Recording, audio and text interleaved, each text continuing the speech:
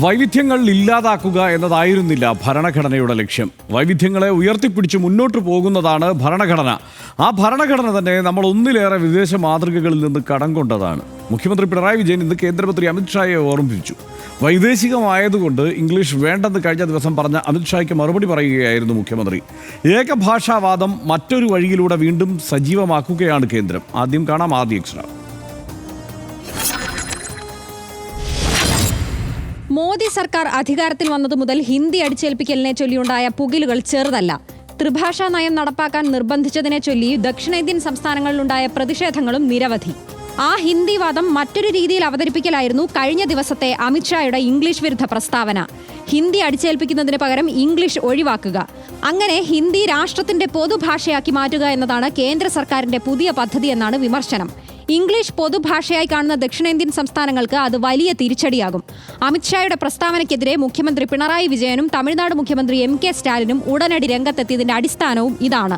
വൈദേശികം എന്ന പേരിൽ ഇംഗ്ലീഷ് പാടില്ലെന്ന് പറയുന്ന സാഹചര്യമാണ് രാജ്യത്തെന്ന് മുഖ്യമന്ത്രി. വൈദേശിക നയങ്ങൾ വേണ്ടെന്ന് തീരുമാനിച്ചിരുന്നുവെങ്കിൽ ഭരണഘടന തന്നെ ഉണ്ടാവില്ലെന്ന് ഓർമ്മപ്പെടുത്തൽ.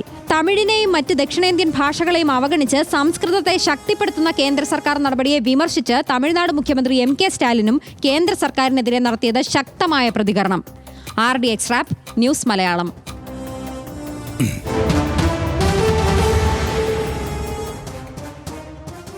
രാജ്യത്ത് ഇംഗ്ലീഷ് ഭാഷ സംസാരിക്കുന്നവർ ലജ്ജിക്കുന്ന കാലം അതിവിദൂരമല്ല. നമ്മുടെ രാജ്യത്തെ ഭാഷകൾ നമ്മുടെ സംസ്കാരത്തിൻ്റെ രത്നങ്ങളാണ്. അതില്ലാതെ യഥാർത്ഥ ഇന്ത്യക്കാരനാവില്ല എന്നാണ് അമിത്ഷാ പറഞ്ഞത്. ഇന്ത്യയുടെ ചരിത്രം, സംസ്കാരം, മതം എന്നിവ മനസ്സിലാക്കാൻ വിദേശ ഭാഷ മതിയാകില്ല. ഇന്ത്യ എന്ന ആശയത്തെ പൂർണ്ണമായി മനസ്സിലാക്കാൻ പകുതി വെന്ത വിദേശ ഭാഷകളിലൂടെ സാധ്യമാകില്ല. ഇന്ത്യൻ ഭാഷകളുടെ സംരക്ഷണത്തിനായുള്ള പോരാട്ടം അതികഠിനമെങ്കിലും ആത്മവിശ്വാസമുണ്ട്. നമ്മുടെ ഭാഷകളിലൂടെ രാജ്യത്തെയും ലോകത്തെയും നമ്മൾ നയിക്കുമെന്നും അമിത്ഷാ പറഞ്ഞു. എന്നാൽ പന്തിയിൽ പക്ഷപാതം എന്നാണ് സ്റ്റാലിൻ്റെ വാദം. ഭാഷാ ധനസഹായത്തിൽ കേന്ദ്ര സർക്കാർ പക്ഷപാതം കാണിക്കുന്നു എന്നാണ് MK സ്റ്റാലിൻ പറഞ്ഞത്. തമിഴിനും മലയാളമടക്കം മറ്റ് ദക്ഷിണേന്ത്യൻ ഭാഷകൾക്കും ലഭിക്കുന്നത് മുതലക്കണ്ണീർ മാത്രമാണ്.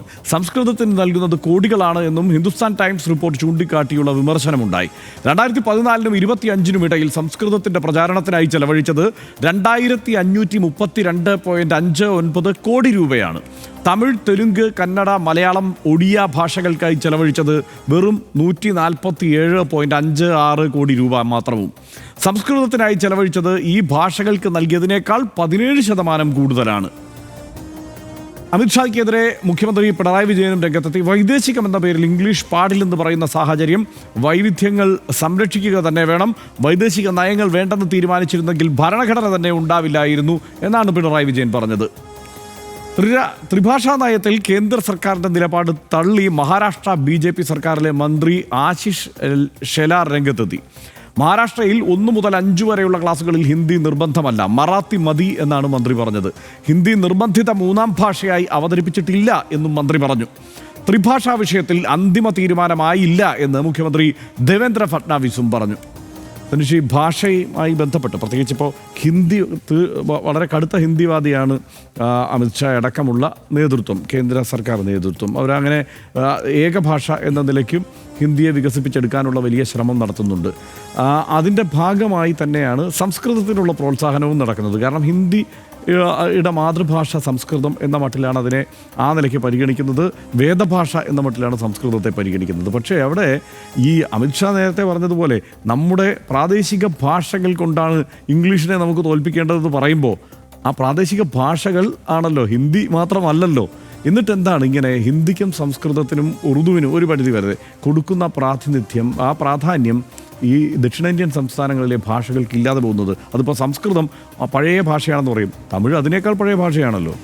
സംസ്കൃതത്തിന് കൂടുതൽ പൈസ കൊടുക്കുന്നതിൽ അത്ഭുതമൊന്നുമില്ല എന്നുള്ളൊരു തോന്നലാണ് എനിക്കിത് വാർത്ത കേട്ടപ്പോൾ ഉണ്ടായത്. കാരണം എന്താണെന്ന് വെച്ചാൽ ഹർഷനിപ്പോൾ ജീവനുള്ള ഒരാളെ നടത്താൻ പ്രത്യേകിച്ച് തള്ളൊന്നും കൊടുക്കേണ്ട കാര്യമില്ല, ആൾ നടന്നോളും. പക്ഷേ ഒരു മൃതമായിരിക്കുന്ന ഒരാളെ പൊക്കിയെടുത്ത് നടത്തണമെങ്കിൽ അതിന് ഒരുപാട് കാശൊക്കെ ചിലവാക്കണം, ഒരുപാട് നമ്മൾ പുഷ് കൊടുക്കണം. അപ്പോൾ ഒരു മൃതഭാഷ എന്ന് വിളിക്കപ്പെടുന്ന ഈ പറയുന്ന സംസ്കൃതത്തിന് ചിലപ്പോൾ ഒരുപാട് പണം മുടക്കി എന്തോ ചെയ്യാൻ അവർ ഉദ്ദേശിക്കുന്നുണ്ടാകണം. അല്ലാതെ ഇപ്പോൾ എന്ത് ചെയ്യാനാണെന്നുള്ളതാണ്. ആളുകൾ സംസാരിക്കൊന്നും ചെയ്യാത്ത ഒരു ഭാഷയ്ക്ക് എന്തിനാണ് ഇങ്ങനെ പണം മുടക്കുന്നത് അല്ലാതെ എന്നുള്ളത് എന്ത് ചെയ്യാനാണ് എനിക്ക് മനസ്സിലാവുന്നില്ല. എന്നുള്ളതാണ്. അതായത് മനുഷ്യർക്ക് ആവശ്യമുള്ള ഭാഷകൾ നിലനിൽക്കും എന്ന് നമ്മൾ കണ്ടിട്ടുണ്ടല്ലോ. ലോകത്ത് ലക്ഷക്കണക്കിന് ഭാഷകൾ ഉണ്ടായിട്ടുണ്ട്. മനുഷ്യർ ഈ ആശയവിനിമയം നടത്താൻ തുടങ്ങിയ ശേഷം ലക്ഷക്കണക്കിന് ഭാഷകൾ.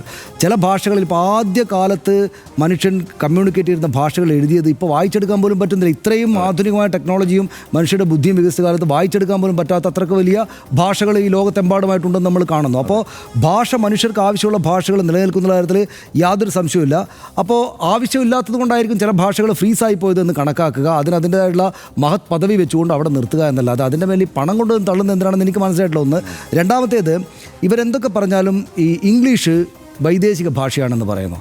ഈ രണ്ടാമത്തെ ഹിന്ദുത്വ രാഷ്ട്രീയത്തിൻ്റെ ഒരു വേവ് ഉണ്ടല്ലോ ഇങ്ങോട്ടേക്കുള്ള വരവ് എന്ന് വെച്ചാൽ 2014 നരേന്ദ്രമോദി വന്നതിന് ശേഷമുള്ള ഒരു രണ്ടാം വരവ് ഈ ഹിന്ദുത്വ രാഷ്ട്രീയത്തിൻ്റെ. ആ ഹിന്ദുത്വ രാഷ്ട്രീയത്തിൻ്റെ രണ്ടാം വരവിന് ഏറ്റവും കൂടുതൽ പണിയെടുത്തത് ഈ ഇംഗ്ലീഷ് ഭാഷയാണ് യഥാർത്ഥത്തിൽ. അവരുടെ ഈ തലമുറയിലെ പുതിയ തലമുറയിലെ ആളുകൾ പഴയ മട്ടിൽ RSSൻ്റെ ശാഖകളിൽ ഹിന്ദി വർത്തമാനം പറഞ്ഞു നടക്കുന്ന ആളുകൾ മാത്രമല്ല, അതിഗംഭീരമായിട്ട് ഇംഗ്ലീഷ് സംസാരിക്കാൻ പറ്റുന്ന, അതിഗംഭീരമായിട്ട് ഇംഗ്ലീഷിൽ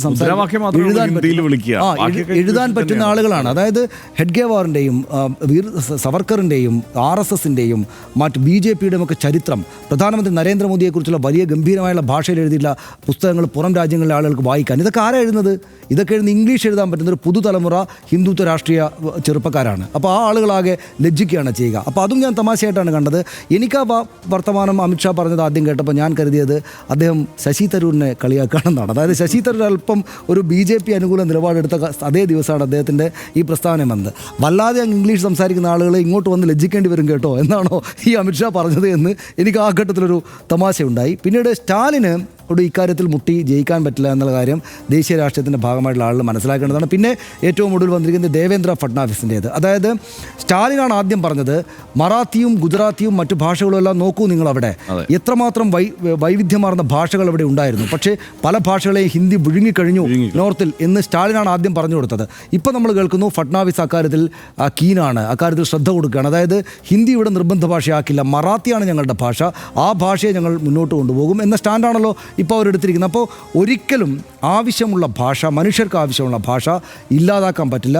അതിനു മുകളിലേക്ക് രാഷ്ട്രീയമായിട്ട് ഭാഷയെ കൊണ്ടൊന്ന് ഇടിക്കാൻ നോക്കിയാൽ, മറ്റൊരു ഭാഷയെ കൊണ്ട് സ്ഥാപിക്കാൻ നോക്കിയാൽ അത് വേറിട്ട് നിൽക്കുകയേ ഉള്ളൂ എന്ന കാര്യത്തിൽ യാതൊരു സംശയമില്ല.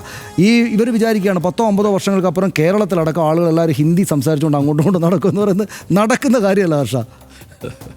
ഇന്ത്യ എന്ന രാജ്യത്തിൻ്റെ കാതൽ തന്നെ അതിൻ്റെ വൈവിധ്യമാണ്. ഭാഷയിലും സംസ്കാരത്തിലുമെല്ലാം നിറഞ്ഞു നിൽക്കുന്ന വൈവിധ്യം. ഇന്ത്യൻ ഭാഷകളെ പോലെ തന്നെ നമുക്ക് ഇംഗ്ലീഷും പ്രധാനപ്പെട്ടതാണ്. നമ്മുടെ ആശയവിനിമയത്തിനുള്ള പൊതുമാധ്യമവും ലോകത്തിലേക്കുള്ള വാതിലുമാണ് ഇംഗ്ലീഷ്. ഇംഗ്ലീഷിനെ രാജ്യത്ത് നിന്ന് ഇല്ലാതാക്കി ഹിന്ദു പൊതുഭാഷയാക്കുന്നതൊന്നും നടപ്പാവുന്ന കാര്യമല്ല. ഒരിക്കലും നടപ്പാക്കാനാകാത്ത ചില കാര്യങ്ങളും നമ്മുടെ രാജ്യത്ത് രാഷ്ട്രീയ ആയുധങ്ങളാകും. പ്രതീതി യാഥാർത്ഥ്യങ്ങൾക്ക് വേണ്ടിയുള്ള കലഹങ്ങൾക്ക് പിന്നിലെ രാഷ്ട്രീയ ലക്ഷ്യങ്ങൾ തിരിച്ചറിയുക എന്നതാണ് പ്രധാനം. സ്റ്റാലിനും പിണറായിയും ഒരേ സ്വരത്തിൽ പ്രതികരിക്കുന്നത് ആ തിരിച്ചറിവിൽ തന്നെയാണ് എന്ന് RDX കരുതുകയും ചെയ്യുന്നു. RDX അവസാനിക്കുന്നു. Good night.